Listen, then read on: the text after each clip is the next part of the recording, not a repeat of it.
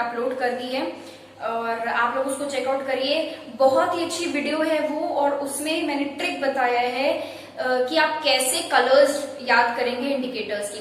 आज की वीडियो में मैं आप लोगों को chemical reactions of acids and bases start करेंगे हम लोग इस वीडियो में।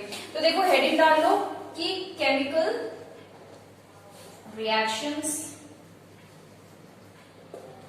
Of acids and bases. Okay, तो इससे पहले कि हम लोग एसिड्स एंड बेसिस पढ़ें, उसमें आपको इससे पहले कि हम लोग chemical reactions of acids and bases पढ़े, इससे पहले आप लोगों को दो चीजें पता होनी चाहिए। एक चीज तो मैं बता चुकी हूँ, वो है रिएक्टिविटी सीरीज। तो रिएक्टिविटी सीरीज आप लोगों को पता है, सबसे ज्यादा रिएक्टिव मेटल पोटेशियम, उसके बाद फिर sodium, calcium, magnesium, aluminium, zinc, iron, lead, copper और सिल्वर, मर्क्यूरी, गोल्ड, और इस तरीके से चलता चला जाएगा। और यहां पर इसके कॉपर और लेड के बीच में आता है हमारा हाइड्रोजन। ठीक है, अब यहाँ पर हमें हाइड्रोजन की जरूरत पड़ेगी, क्योंकि अब हम लोगों को एसिड्स और बेस के रिएक्शंस पढ़ने हैं जहां पे हाइड्रोजन की जरूरत हमको पड़ती है। मतलब हाइड्रोजन की रिएक्टिविटी हमको पता होनी चाहिए कि कौन कौन से मेटल्स हाइड्रोजन से ज्यादा रिएक्टिव है और कौन कौन से मेटल्स हाइड्रोजन से कम रिएक्टिव है। एक और चीज जो आप लोगों को मुझे बतानी है वो ये है कि जब भी आपसे, देखो अभी हम लोगों को केमिकल रिएक्शंस पढ़ने हैं, ये जो चीज मैं बताने जा रही हूँ ये आपकी पूरी 10th की केमिस्ट्री में फॉलो हो सकता है। ठीक है, देखो क्या है, जब भी आपसे कोई बोलेगा एसिड लेने के लिए तो आप क्या बोलोगे, क्या लोगे, हमेशा HCl। जब भी आपसे कोई बोलेगा बेस लेने के लिए तो आप लेंगे NaOH। अगर आपसे कोई बोलता है सॉल्ट लेने के लिए तो आप लेंगे NaCl। ओके, फिर उसके बाद अगर आपसे कोई बोलता है कोई मेटल का रिएक्शन करने के लिए तो आप लेंगे सोडियम। मतलब अगर आपसे कोई बोले कि एसिड का रिएक्शन करना है किसी के साथ तो एसिड हमेशा कौन सा लोगे, HCl। बहुत सारे एसिड्स हैं यहाँ पर HCl से अगर आप रिएक्शन कराओगे तो बहुत आसान प्रोडक्ट्स बना देते हैं, उसमें गलती होने की चांसेस बहुत कम होती है। बेस बोलता है तो सोडियम हाइड्रोक्साइड, सॉल्ट बोलता है सोडियम क्लोराइड, और मेटल बोलता है तो सोडियम। जैसे फॉर एग्जांपल अभी इन्हीं चीज का अभी मैं इसको मिटा नहीं रही हूँ, अभी इन्हीं चीज का मैं यहाँ पर यूज करने वाली हूँ। देखो सबसे पहले हमें केमिकल रिएक्शन से पढ़ना है एसिड्स एंड बेसिस का रिएक्शन विथ मेटल। तो रिएक्शन विथ मेटल हमारी पहली टाइप ऑफ रिएक्शन है, रिएक्शन विथ मेटल।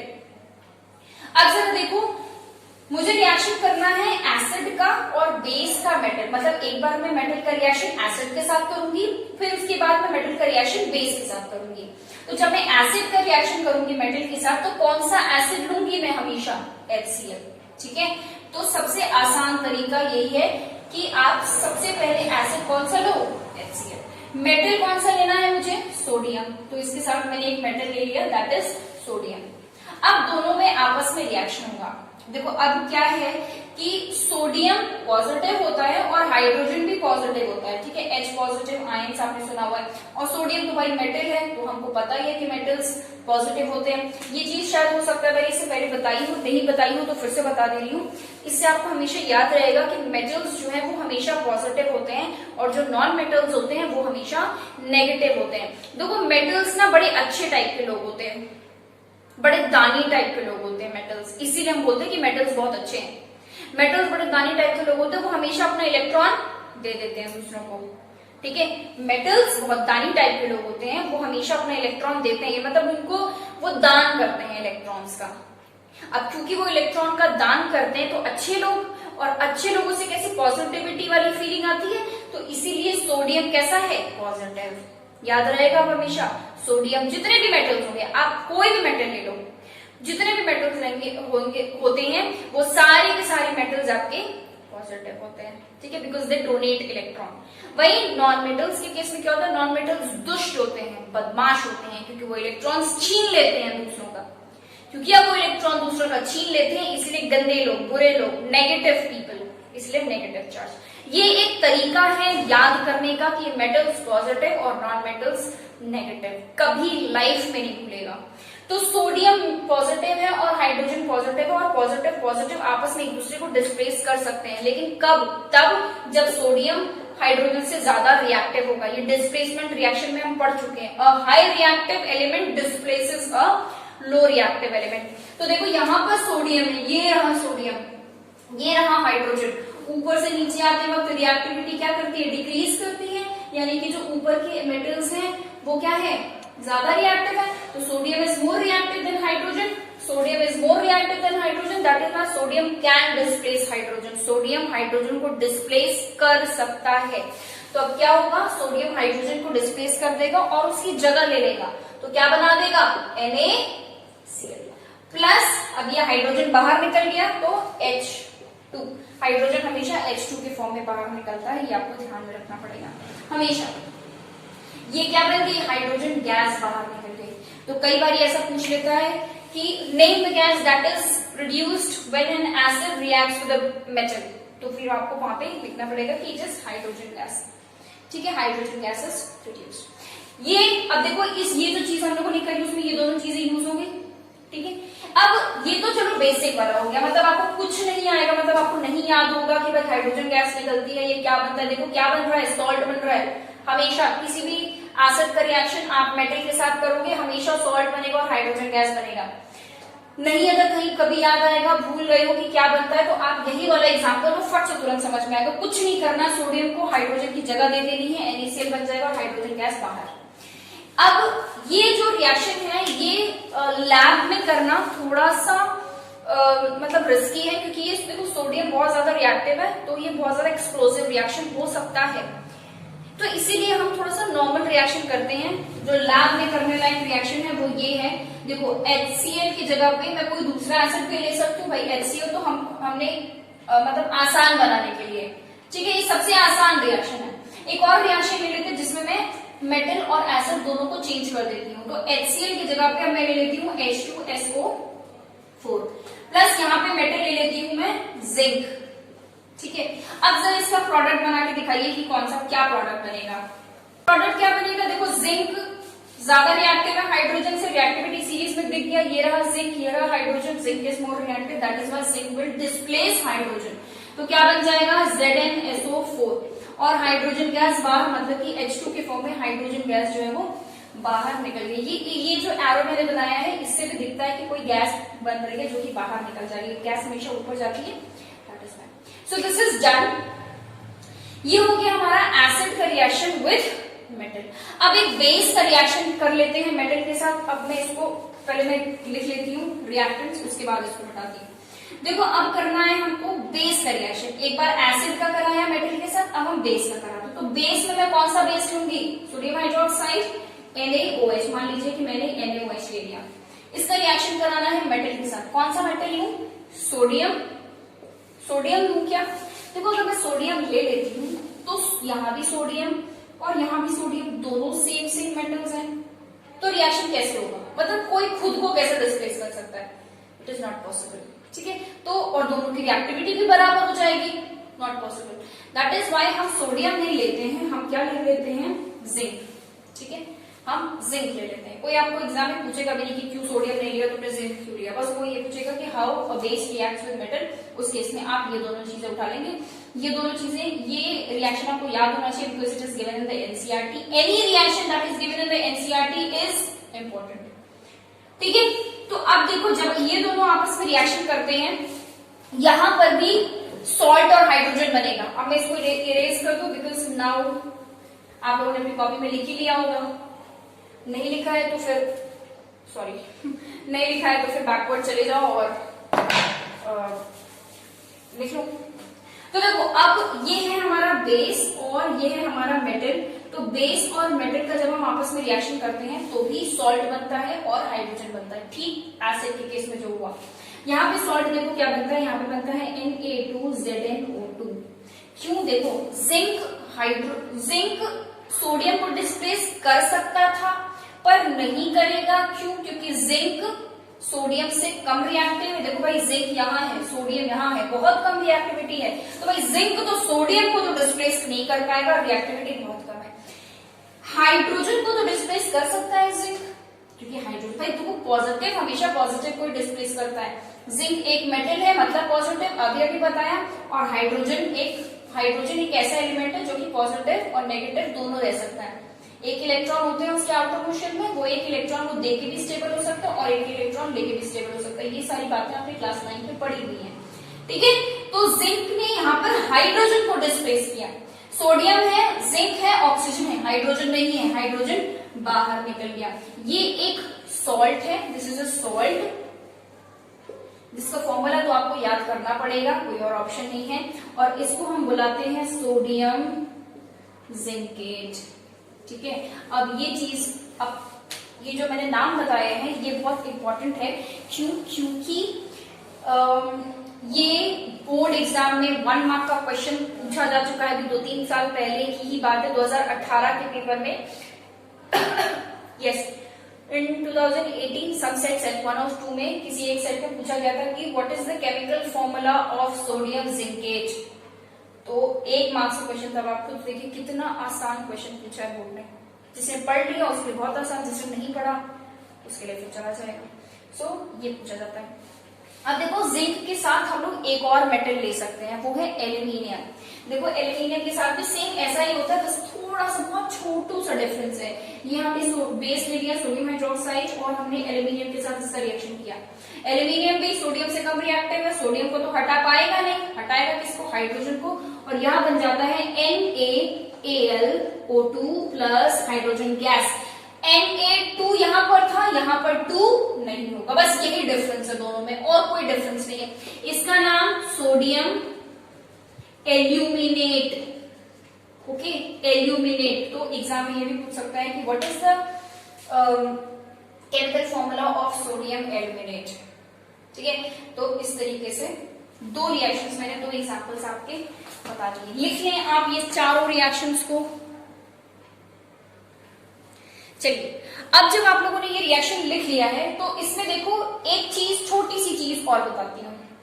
देखो ये जो यहाँ पे गैस निकल रही है, सब में निकली है गैस, हाइड्रोजन गैस सब में निकल रही है। ये जो गैस है ये एक कलरलेस और ओडरलेस गैस है। मतलब इस गैस में ना तो कोई स्मेल है ना ही कोई कलर है।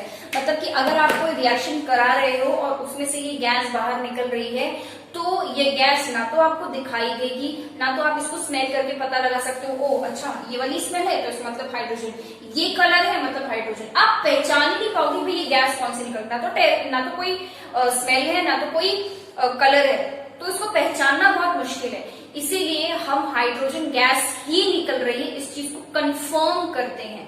कैसे कंफर्म करते हैं, देखो एक टेस्ट ट्यूब है मेरे पास, मैंने लाके रखा हुआ है, एक टेस्ट ट्यूब है। अब देखो मान लो कि मैंने इसमें रिएक्शन करा, ठीक है, मैं ये वाला रिएक्शन लेती हूँ, तो मान लो मैंने सल्फ्यूरिक एसिड इस टेस्ट ट्यूब में डाला और मैंने उसमें जिंक ऐड कर दिया, ठीक है। जिंक छोटे छोटे जिंक के पीसेस आते हैं जिसको हम बोलते हैं जिंक ग्रैन्यूल्स, ठीक है, हम बोलते हैं जिंक ग्रैन्यूल्स। ये वर्ड मैंने इसलिए लिखे क्योंकि कई बार एग्जाम में पूछ देता है एक क्वेश्चन में कि एक एसिड में जिंक ग्रैन्यूल ऐड किया गया, तो आप ये ना सोचे कि अरे ये ग्रैन्युल क्या है, तो जिंक ग्रैन्यूल जिंक के पीसेस, ठीक है, they are called zinc granules. तो मैंने सल्फ्यूरिक एसिड ले लिया इस टेस्ट ट्यूब में और मैंने जिंक ग्रैन्यूल्स डाल दिए, दोनों में रिएक्शन किया, दोनों में आपस में रिएक्शन होगा, सॉल्ट बनेगा जिंक सल्फेट और हाइड्रोजन गैस लिबरेट होगी। अब क्योंकि हाइड्रोजन एक गैस है तो बाहर निकलेगी, तो हमें क्या करना है, उस हाइड्रोजन गैस को रोक लेना है, ठीक है। अब इसमें कोई स्मेल और टेस्ट तो है नहीं, ना तो कोई कलर है, ठीक है, टेस्ट बोल रही हूँ मैं, मतलब ऑब्वियसली अब इसमें कोई स्मेल और या फिर कोई कलर तो है नहीं कि आप देख के पहचान लोगे, लगेगा कि अरे एकदम ट्रांसपेरेंट सी कोई गैस निकल रही है। तो अब क्या करोगे, आप इसको थंब से रोक लोगे हाइड्रोजन गैस को, ताकि टेस्ट ट्यूब में वो कलेक्ट हो जाए। आपको क्या करना है, एक कैंडल जलानी है और जलती हुई कैंडल को आप इसके पास लेके आओगे और थंब हटाओगे। जैसे आप थंब हटाओगे वैसे ही हाइड्रोजन गैस बाहर निकलेगी, जैसे ही वो कैंडल के कांटेक्ट में आएगी वैसे ही फ्लेम बुझ जाएगा और फ्लेम बुझते ही एक आवाज आएगी, पॉप, ठीक है, एक पॉप करके साउंड आता है। ये जो पॉप साउंड आया, ये पॉप साउंड कंफर्म करता है कि इसमें जो गैस थी वो कौन सी थी, हाइड्रोजन गैस थी। Is it clear? तो इस तरीके से आपके एग्जाम में भी ये चीज पूछी जाती है कि हाउ विल यू कंफर्म। जैसे एग्जाम में पूछ लिया कि what happens when an acid reacts with a metal, तो आप लिखोगे कि it forms salt and hydrogen gas. फिर हो सकता है आगे में कंटिन्यू कर दे कि name the gas that is formed in this reaction, तो आपको लिखना पड़ेगा कि hydrogen gas is formed in this reaction. फिर वो पूछेगा कि how will you confirm this gas, तो आप कैसे कंफर्म करोगे? By bringing a burning candle towards the gas, the flame of the candle will glow of and a pop sound is produced. Simple English language में, ठीक है। आप candle लेके आओगे, कैंडल का जो फ्लेम है वो बुझ जाएगा और एक आवाज आएगी पॉप। अगर कैंडल बुझ जाती है, पॉप आवाज नहीं आ रही है, तो ये कंफर्म नहीं होता कि हाइड्रोजन गैस। दोनों चीज होनी चाहिए, कैंडल का फ्लेम भी बुझ जाए और पॉप साउंड भी आ जाए, ठीक है। तो यहाँ पे हमारा reaction with metals is completed. I hope you understood. Next हम लोग मूव ऑन करते हैं अपने नेक्स्ट टाइप ऑफ रिएक्शन पे। लिख लें आप लोग इसको। अब हम लोग अपने नेक्स्ट टाइप ऑफ रिएक्शन पे मूव ऑन करते हैं, which is again very very important.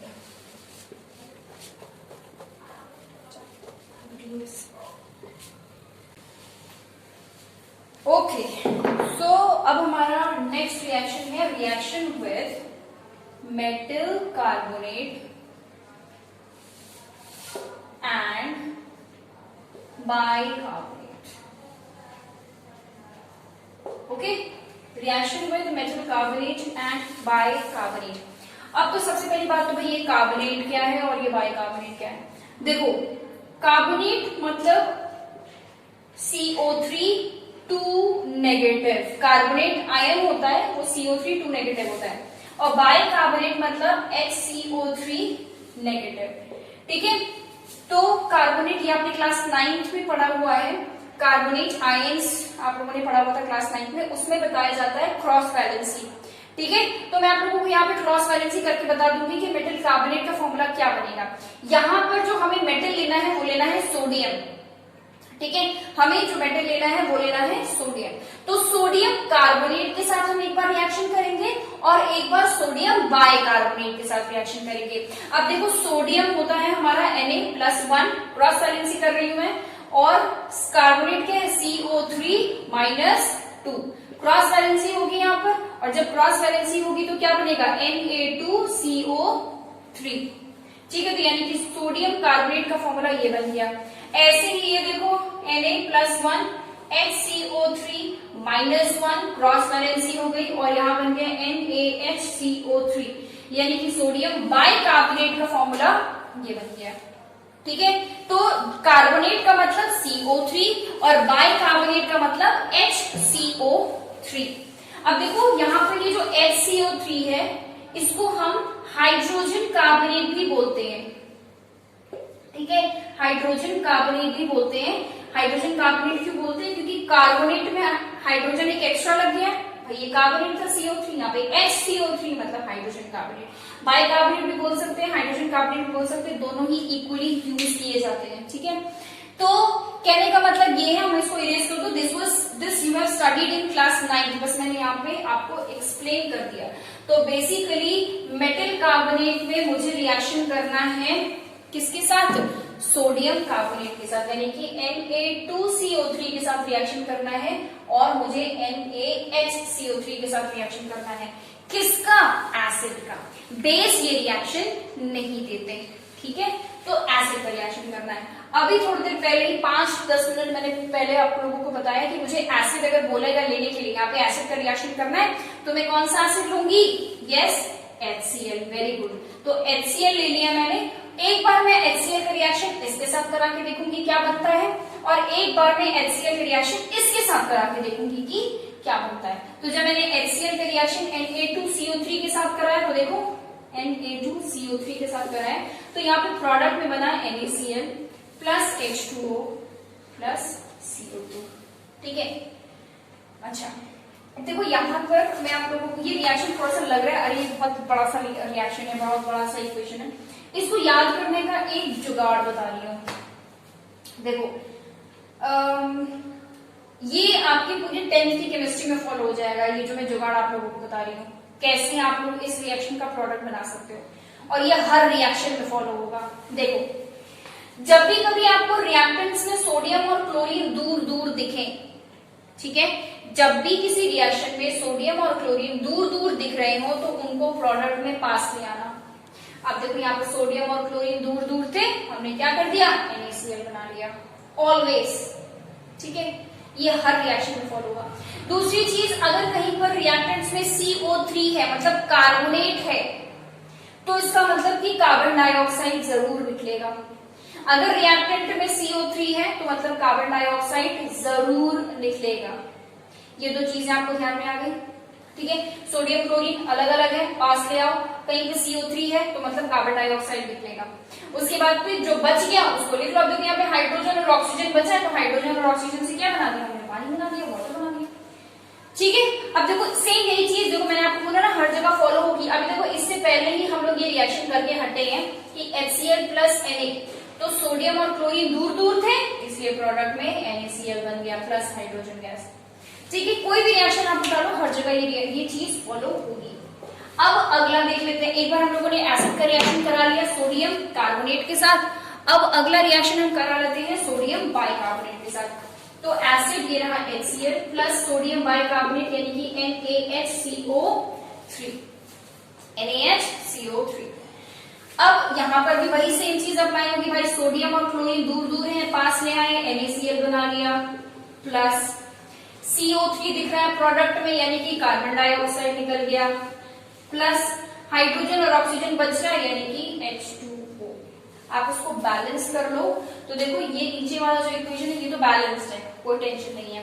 ऊपर वाले इक्वेशन में यहाँ पर 2 लगाना पड़ेगा क्योंकि यहाँ Na2 था, यहाँ पर 2 लगाया तो Cl2 हो गया, तो यहाँ पर 2 लगाना पड़ेगा। आप देखो रिएक्शन आपका ऊपर वाला नीचे वाला दोनों बैलेंस्ड है, ठीक है। बैलेंसिंग केमिकल इक्वेशन अगर नहीं समझ में आए तो आप मेरा पहला वीडियो देख सकते हैं केमिकल रिएक्शंस के प्लेलिस्ट में, उसमें उस सीरीज में मैंने पहला वीडियो इसी पे बनाया, पूरा कंप्लीट वीडियो है ये। तो ये दोनों रिएक्शंस हो गए, यानी कि जब एसिड रिएक्शन कर रहा है सोडियम कार्बोनेट के साथ या सोडियम बाइकार्बोनेट के साथ, प्रोडक्ट दोनों ही केसेस में सेम बन रहे हैं। अब देखो यहाँ पर भी एक गैस रिलीज हो रही है, वो है कार्बन डाइऑक्साइड गैस, ठीक है, कार्बन डाइऑक्साइड गैस।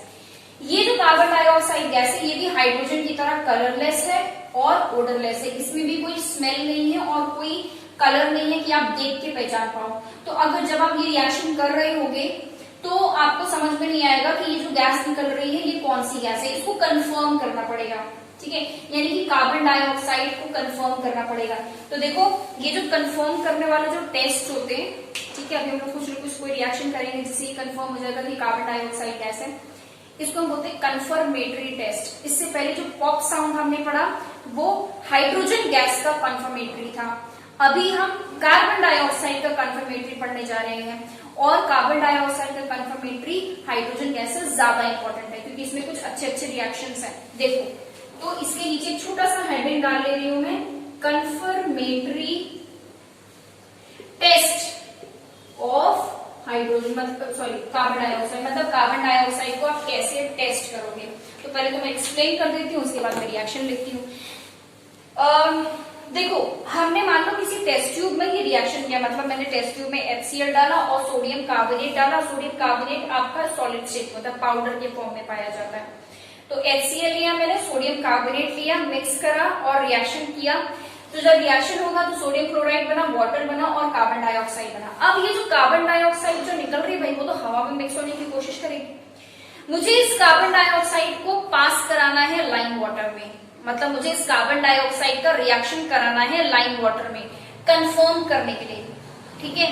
तो कैसे पास कराएंगे, देखो जो टेस्ट ट्यूब में जिस टेस्ट ट्यूब में रिएक्शन होता है उसमें कार्बन डाइऑक्साइड रिलीज हो रही है, तो हम एक पाइप के थ्रू उसको लाइम वाटर में पास कराते हैं, ठीक है। कुछ ऐसा मैं डायग्राम बना दूंगी तो क्लियर हो जाएगा। मान लो कि ये एक टेस्ट ट्यूब है, इसमें आपने रिएक्शन मतलब HCl डाला, सोडियम कार्बोनेट डाला, रिएक्शन कराया, कार्बन डाइऑक्साइड गैस निकली। तो इसके ऊपर एक इस तरीके से कॉर्क होता है, रबर का कॉर्क होता है, ठीक है, वो मतलब सील करने के लिए ताकि उसका जो माउथ है वो क्लोज हो जाए, उसका जो मुंह है टेस्ट ट्यूब का वो बंद हो जाए और गैस रिलीज ना हो जाए। तो इसके अंदर एक टेस्ट ट्यूब इस तरीके से लगी होती है, सॉरी ट्यूब एक लगी होती है, इसको हम बोलते हैं डिलीवरी ट्यूब, ठीक है, इसको हम बोलते हैं डिलीवरी ट्यूब, जो कि कार्बन डाइऑक्साइड को पास कराएगा किसमें, लाइम वाटर में, ठीक है। कुछ इस तरीके का होता है। तो टेस्ट ट्यूब लिया, उसमें हमने एक पाइप जैसी चीज लगा दी जिसको हम क्या बुलाते हैं, डिलीवरी ट्यूब।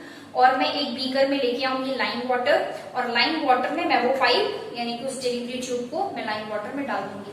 अब ये जो कार्बन डाइऑक्साइड है ये क्या करेगा, उस लाइम वाटर के साथ रिएक्शन करेगा।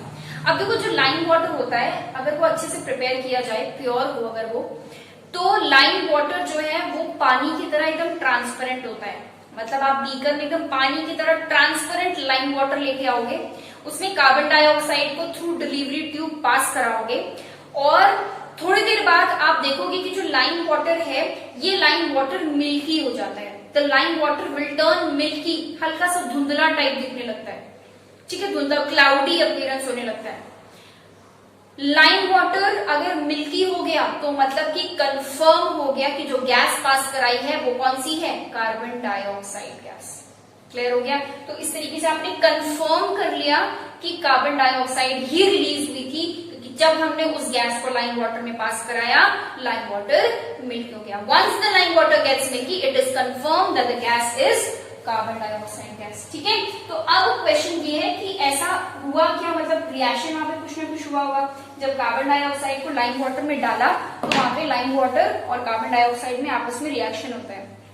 क्या होता है वो रिएक्शन, देखो कार्बन डाइऑक्साइड और किसका reaction, lime water. Lime water का फॉर्मूला क्या होता है, CaOH का whole twice. This is lime water, लिख लो इस चीज को, बहुत जगह ये आता है, ठीक है, बहुत जगह ये लाइम वाटर का नाम आता है। तो carbon dioxide will react with lime water. Lime water हमारा बीकर में हम लेके आए हैं, दोनों में आपस में रिएक्शन हुआ और बनता है CaCO3 प्लस H2O। CaCO3 क्या है, एक सॉल्ट है जो कि पानी में इनसॉल्युबल होता है, इसको हम बोलते हैं कैल्शियम कार्बोनेट। ये तो पता ही आपको, इसको एक और नाम से हम जानते हैं वो है लाइमस्टोन। ठीक है, कैल्शियम कार्बोनेट को हम लाइमस्टोन भी बुलाते हैं। CaCO3 calcium carbonate is also called limestone, और साथ में बनता है वाटर। ये जो मिल्की अपीयरेंस हुआ है, जो हल्का सा धुंधला धुंधला टाइप हो गया हमारा बीकर में जो हम लेके आए थे, वो किसकी वजह से हुआ है, कैल्शियम कार्बोनेट के बनने की वजह से हुआ है। कैल्शियम कार्बोनेट देखो, फॉर एग्जांपल कैल्शियम कार्बोनेट देखो, आप लोगों ने देखा होगा स्कूल में चौक यूज किया जाता है, तो वो जो चौक है आप उसको पीस दो और उसको पानी में डाल दो और उसको स्टर करने की कोशिश करो। ठीक है, तो आप अपने दिमाग में इमेजिन करिए, चौक को पीस दिया, पानी में डाल दिया और स्टर कर रहे हैं, तो क्या होगा, हल्का सा मिल्की अपीयरेंस हो जाएगा, धुंधला धुंधला टाइप। पानी साफ तो नहीं होगा फॉर श्योर, पानी थोड़ा सा व्हाइट कलर का हो जाएगा। सेम वही चीज, क्योंकि जो चौक होता है वो किसकी बनी है, कैल्शियम कार्बोनेट की। ठीक है, कैल्शियम कार्बोनेट की। ठीक ऐसे ही यहाँ पर भी कैल्शियम कार्बोनेट बना है, इसी वजह से जो हमारा लाइम वाटर है वो क्या हो गया, मिल्की हो गया। समझ में? Once this reaction takes place it is confirm that carbon dioxide ही था गैस में। पर मान लो कि कंफर्म हो गया, लाइम वाटर हम मिल्की टर्न हो गया, खुश हो गए हम कि कार्बन डाइऑक्साइड तो कंफर्म हो गया। उसके बाद भी अगर आप लाइम वाटर में, उसके बाद भी अगर आप कार्बन डाइऑक्साइड को पास कराते जाओगे तो क्या होगा, when access amount of carbon dioxide is passed. तो देखो लाइम वाटर मिल्की हो गया, इसका मतलब कि सारे लाइम वाटर ने रिएक्शन कर कार्बन डाइऑक्साइड के साथ रिएक्शन कर करके लाइम वाटर ने क्या बना लिया, कैल्शियम कार्बोनेट। कुछ टाइम बाद बीकर में कैल्शियम कार्बोनेट ही बचेगा, लाइम वाटर तो बचेगा ही नहीं कुछ टाइम बाद, क्योंकि लाइम वाटर तो सारा खर्च हो गया क्या बनाने में, कैल्शियम कार्बोनेट बनाने में। कुछ टाइम बाद बीकर में बचेगा क्या, सिर्फ कैल्शियम कार्बोनेट और वाटर। लाइम वाटर खत्म हो गया, रिएक्शन कर गया कार्बन डाइऑक्साइड के साथ, रिएक्शन कर करके उसने ये बना लिया, बीकर में यही बचा। उसके बाद में तुम कार्बन डाइऑक्साइड इसमें पास करा रहे हो, बहुत ज्यादा अमाउंट ऑफ कार्बन डाइऑक्साइड अब तुमको पास करानी है, excess amount of carbon dioxide pass करानी है। तो क्या होगा, अब जो कार्बन डाइऑक्साइड बीकर में जाएगी वो किसके साथ रिएक्शन करेगी, इसके साथ, क्योंकि बीकर में यही तो बचा, ये कहाँ बचा, ये तो खत्म हो गया। अब बीकर में क्या बचा है, ये बचा है। तो बीकर कार्बन डाइऑक्साइड आपने पास कराया किसमें, इसमें। ठीक है, बीकर में क्या है, CaCO3 calcium carbonate and water. अब ये तीनों आपस में रिएक्शन करेंगे। अब कार्बन डाइऑक्साइड किसके साथ रिएक्शन कर रही है, इसके साथ, क्योंकि बीकर में यही बचा है।